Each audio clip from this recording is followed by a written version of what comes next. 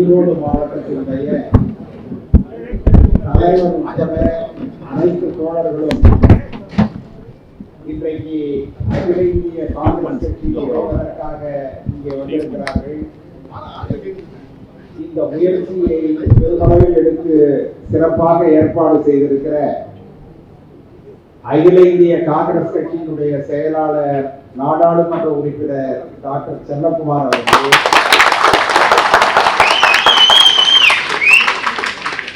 இந்த நிகழ்ச்சிக்கு வருகை புரிந்திருக்கிற தமிழக காங்கிரஸ் கட்சியினுடைய சட்டமன்ற தலைவர் அருமை தோழர் செல்வ பெருந்தகை அவர்களே, 2 தினங்களுக்கு முன்பு தமிழ் மாநில காங்கிரசில் இருந்து தன்னை பிரித்து நம்மோடு இணைத்துக் கொண்ட அருமை நண்பர் கொட்டிவாக்கம் முருகன் அவர்களே,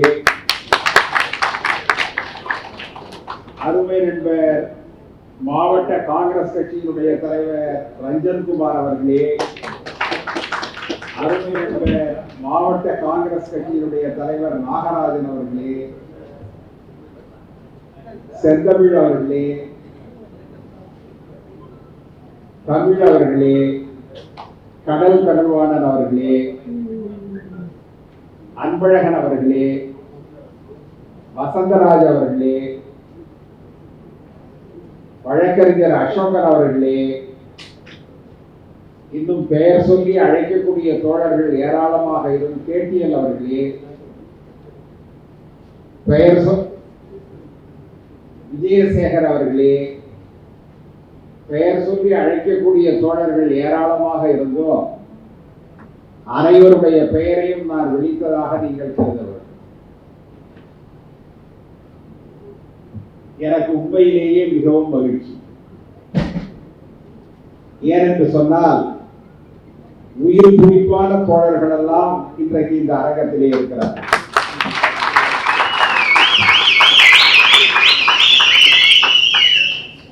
நான் நீண்ட காலமாக தம்பி சச்சிதானந்தத்தை அறிவேன்.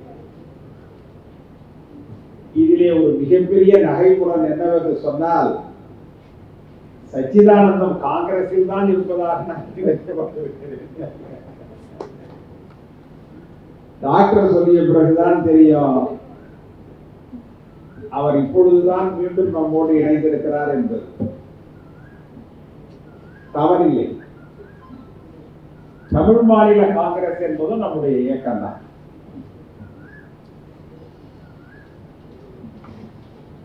நான் தமிழ் மாநில காங்கிரஸில் இருந்தேன் சட்டமன்ற உறுப்பினராக. டாக்டர் செல்வகுமார் அவர்கள் தமிழ் மாநில காங்கிரஸில் சட்டமன்ற தலைவராக, சட்டமன்ற உறுப்பினராக. அன்றைக்கு தமிழ் மாநில காங்கிரஸ் என்பது அன்னை சோனியாவை மையப்படுத்துகிற ஒரு இயக்கமாக,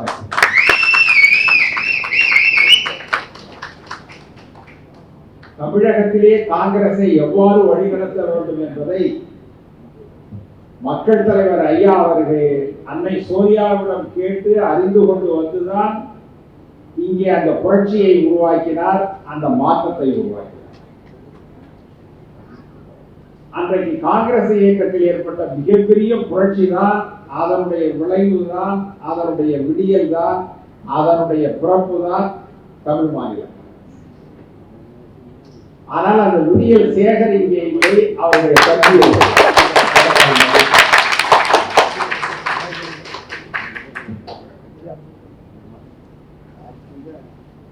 ஐயா மக்கள் தலைவர் மூப்பனார் அவர்கள் தான் நாம் சோர்வுற்று இருந்த நிலையில் பெருந்தலைவர் காமராஜருக்கு பிறகு இந்த இயக்கத்தை தூக்கி நிறுத்தியவர் ஐயா மூப்பனார் அவர்கள். அவருக்கு ஒரு பரந்த மனப்பான்மை இருந்தது, அவருக்கு ஒரு பெரிய லட்சியம் இருந்தது, அவருக்கு ஒரு பெரிய கனவு இருந்தது. நான் அவரை நீண்ட காலமாக பார்த்து வந்தேன், அறிந்து வந்தேன், புரிந்து வைத்திருந்தேன், ரசித்தேன். தனி மனிதர்களோடு வேறுபடுவதை விடவும் கொள்கை ரீதியாக ஒன்றுபடுவதை மிகவும் மிகப்பெரிய இணைப்பாக பிணைப்பாக அவர் கருதினார். தனி மனித ஊழல் கூடல் இரண்டிலும் அவருக்கு விருப்பம் கிடையாது. ஆனால் ஒரு கொள்கைக்காக, தேசிய இயக்கத்திற்காக, தேசிய இயக்கத்திற்கென்ற ஒரு இடத்திற்காக, அந்த இடத்தை வலுவாக வைத்திருக்க வேண்டும் என்பதற்காக பெருந்தலைவர் காமராஜருக்கு பிறகு தன்னை அர்ப்பணித்துக் கொண்டவர் மக்கள் தலைவர் ஐயா. நண்பர்களே, நம்முடைய பிடிப்பு சாதாரணமானதல்ல. 1967 நாம் வெற்றி வாய்ப்பை இழந்த பொழுது நம்மை வென்ற திராவிட முன்னேற்ற கழகத்தை விட 2% வாக்குகள் அதிகமாக தேர்தலிலே பெற்றவர்கள். அந்த அளவிற்கு மக்கள் பலம் நமக்கு இருந்தது, பெருந்தலைவர் காமராஜருக்கு. எனவேதான் தேசிய இயக்கத்திற்கென்ற அந்த வேரை ஆழப்படுத்த வேண்டும், அகலப்படுத்த வேண்டும், வலுப்படுத்த வேண்டும் என்பதற்காக ஐயா மூப்பனார் அவர்கள் அந்த தமிழ் மாநில காங்கிரஸ் என்கின்ற ஒரு கருத்தோட்டத்தை உருவாக்கி நாம் அற்புதமான ஒரு பரப்புரையை செய்தோம். வளமான தமிழகம், வலிமையான பாரதம் என்பது அன்றைக்கு எழுப்பப்பட்ட கோஷம்தான். தமிழகம் வலிமையாக இருக்க வேண்டும், அதே நேரத்தில் பாரதம் வலிமையாக இருக்க வேண்டும், வளமையும் வலிமையும் சேர்ந்து இருக்க வேண்டும். இதற்காகத்தான் அந்த இயக்கம் அன்றைக்கு உருவாக்கப்பட்டது. அது ஒன்றும் சாதாரண நோக்கம் அல்ல. 5 நாடாளுமன்றங்களை பெறுவதற்காகவும் 20 சட்டமன்றங்களை பெறுவதற்காகவும் உருவாக்கப்பட்ட அரசியல் கட்சி அல்ல. ஆனால் அதன் பிறகு வந்தவர்கள் என்ன செய்தார்கள் என்று சொன்னால், அதனுடைய முகத்தை மாற்றி, இவர்களோடு இருந்தால் கொஞ்சம் சட்டமன்றத்திற்கு செல்லலாம், கொஞ்சம் பாராளுமன்றத்திற்கு செல்லலாம் என்றெல்லாம் சிலர் முடிவு செய்து, விளைவு அவர்களெல்லாம் ஆழ்கடலிலே அமிழ்ந்து ஒன்றுமில்லாமல் போனார்கள் என்பதுதான். எங்கே அவர்கள் கொஞ்சம் நீங்க நிதானமா கோபம் இல்லாம சிந்திச்சு பாருங்க. யார் மீதும் தனிப்பட்ட விரோதம் இல்லாமல் சிந்தித்து பாருங்கள். நம்முடைய இருந்த எவ்வளவு அற்புதமான தோழர்கள் காணாமல் போய்விட்டார்களே. எவ்வளவு அற்புதமாக சட்டமன்றத்தில் பேசக்கூடியவர்கள், பொதுவெளியில் பேசக்கூடியவர்கள், அவர்களெல்லாம் எங்கே? அவர்களை எல்லாம் மறைத்து அழைத்து சென்றவர்கள் யார்? அப்படி அழைத்து சென்றவர்கள் வெற்றி பெற முடிந்ததா? அவர்களால் தமிழகத்தில் பெயர் சொல்ல முடிந்ததா? அவர்களுக்கு என்று நிலையான முகவரி இன்றைக்கு இருக்கிறதா? இதையெல்லாம் நாம் யோசித்து பார்க்க வேண்டும். தோழர்களே, ஒன்றை நினைவில் வையுங்கள். தனி மனிதனை விட இயக்கம் பெரிது என்கின்ற மன லட்சியம் யாருக்கு இருக்கிறதோ அவர்கள்தான் உண்மையான தேசியவாதி. எல்லா தனி மனிதர்களுக்கும் உயர்வும் வரும், தாழ்வும் வரும். எல்லா தனி மனிதர்களும் வெற்றியும் பெறுவார்கள், வீழ்ச்சியும் அடைவார்கள். ஆனால் ஒரு காலத்திலும் லட்சியம் வீழ்ச்சி அடையாது. அதை நீங்கள் நினைவில் வைத்துக் கொள்ள வேண்டும். அகில இந்திய காங்கிரஸ் என்பது அதுதான். நம்முடைய இயக்கம் ஒரு காலத்தில் வீழ்ச்சி அடையக்கூடிய இயக்கம் அல்ல. ஆங்கிலேயர்களை எதிர்த்தது யார்? அன்றைக்கு சுதந்திரம் வரும், பிரதம மந்திரியாக ஆகலாம், உள்துறை மந்திரியாக ஆகலாம், முதலமைச்சராக ஆகலாம் என்று கருதிய அன்றைக்கு சுதந்திர போராட்டத்தில் நம்முடைய முன்னோர்கள் கலந்து கொண்டார்கள். பெருந்தலைவர் காமராஜர் 11 ஆண்டு காலம் சிறையில் இருந்தாரே. வேறு எந்த கட்சியினுடைய தமிழக தலைவருக்கு அந்த பெருமை உண்டு? பண்டிதர் ஜவஹர்லால் நேரு 17 ஆண்டு காலம் சிறையில் இருந்தார். சிறையில் இருந்த அகில இந்திய தலைவர்களை பற்றி சொன்னால் பக்கம் பக்கமாக சொல்லலாம். அவ்வளவு பேர் தியாகம் செய்தார்கள். பாவு சிதம்பரம் பிள்ளை லண்டனில் சென்று பாரட்லா படித்தவர், தென்னிந்தியாவின் புகழ்பெற்ற வழக்கறிஞர், வழக்காடி விட்டு வந்தால் கையில் பணம் வாங்குவது கிடையாது, பை நிறைய பணம் வாங்குகிற அளவிற்கு வலிமையான ஒரு வழக்கறிஞர். இந்த நாட்டுடைய சுதந்திரத்திற்காக சிறையிலே சென்று கல்லுடைக்கவில்லையா, செக்கிழிக்கவில்லையா, சுப்பிரமணிய சிவா நோய்வாய்ப்பட்டு இறந்து போகவில்லையா, எவ்வளவு பேர் தூக்கிலிடப்பட்டார்கள், எவ்வளவு குடும்பங்கள் மறைந்து போயின, யாருக்கும் தெரியாமல் மறைந்து போன குடும்பங்கள் எவ்வளவு. இந்த பெருமை காங்கிரஸ்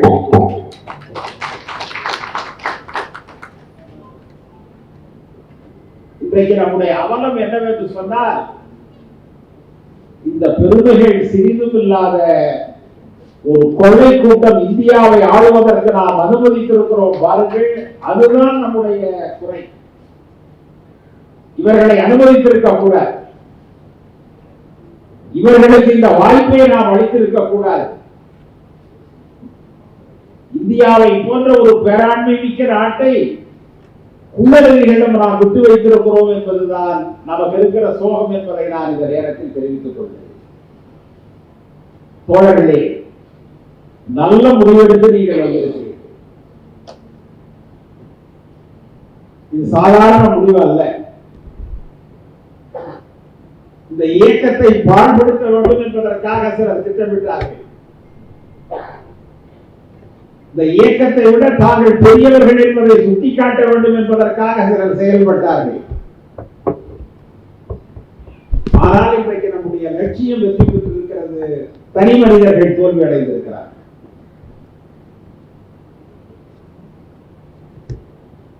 உடன் சென்றவர்கள் எல்லாம் எங்கே எந்த தோப்பில் போய் மறைந்தார்கள்? அவர்கள் எல்லாம் உடன் சென்றிருக்கிறவர்கள் மறைந்த தோப்பு நமக்கு தெரியுமா?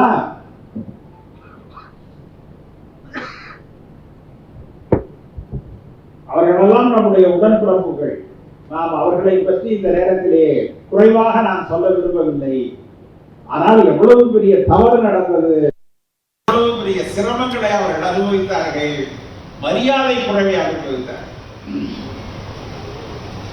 மக்களால் மதிக்கப்பட்ட சட்டமன்ற உறுப்பினர்கள், மக்களால் மதிக்கப்பட்ட பாராளுமன்ற உறுப்பினர்கள், காங்கிரஸ் என்றால் இவர்கள் தான் என்று சொல்லக்கூடிய முக அறிமுகமுடைய தோழர்கள் இன்றைக்கு அவர்களெல்லாம் நொந்து போய் கிடக்கிறார்கள். காரணம், சில தனி மனிதர்கள் செய்த தவறான நடவடிக்கை. தோழர்களே, இது போதும். நாம் பட்டிருக்கிற துன்பம் போதும், நாம் அடைந்திருக்கிற துயரம் போதும். நாம் மீண்டும் ஒரு சக்தியாக எழ வேண்டும், நாம் மீண்டும் ஒரு பலமாக எழ வேண்டும். நம்மில் யார் பெரியவர் என்பது முக்கியமல்ல, நம் எல்லோரை விடவும் நம் இயக்கம் பெரியது என்கின்ற உணர்வோடு நாம் ஒன்று சேர வேண்டும். சச்சிதானந்தன் சொன்னார், நாமக்கல்லில் இருக்கிறவர்கள், திண்டுக்கல்லில் இருக்கிறவர்கள், ஈரோடு மட்டுமல்ல மேற்கு மாவட்டங்கள் முழுவதிலிருந்தும் தோழர்கள் வருகிறார்கள் என்று சொன்னார். நான் சச்சிதானந்தத்திற்கு மட்டுமல்ல, அவருடைய நண்பர்கள் எல்லோருக்கும் சொல்லிக் கொள்வேன், எல்லோரையும் அழைத்து வாருங்கள். டாக்டர் சொல்றதை போல இது நம்முடைய வீடு. இதனால் நீங்கள் வருவதற்கு யாருடைய அனுமதியும் தேவையில்லை. ஆனால் எல்லோரையும் அழைத்து வாருங்கள். நீங்கள் எப்பொழுது வந்தாலும் உங்களை ஏற்றுக்கொள்வதற்கு நம்முடைய நண்பர்கள் தயாராக இருக்கிறார்கள். எனவே நீங்கள் அனைவரும் வந்து இதை சிறப்பாக செய்ய வேண்டும் என்று கேட்டுக்கொள்கிறேன். அருமை தோழர்கள் பொன் ரவி அவர்கள், ஏ தண்டபாணி அவர்கள், எம் நரசிம்மன் அவர்கள், ஜவஹர் பாபு அவர்கள், மாணிக்க வாசகம் அவர்கள், இவர்களெல்லாம் நம்முடைய டாக்டரோடு இணைந்து இந்த நிகழ்ச்சிக்கு ஏற்பாடு செய்துள்ளார்கள். அவர்களுக்கும் என்னுடைய பாராட்டுகளை தெரிவித்து உங்கள் வருகை வரவேற்று அமைகிறேன்.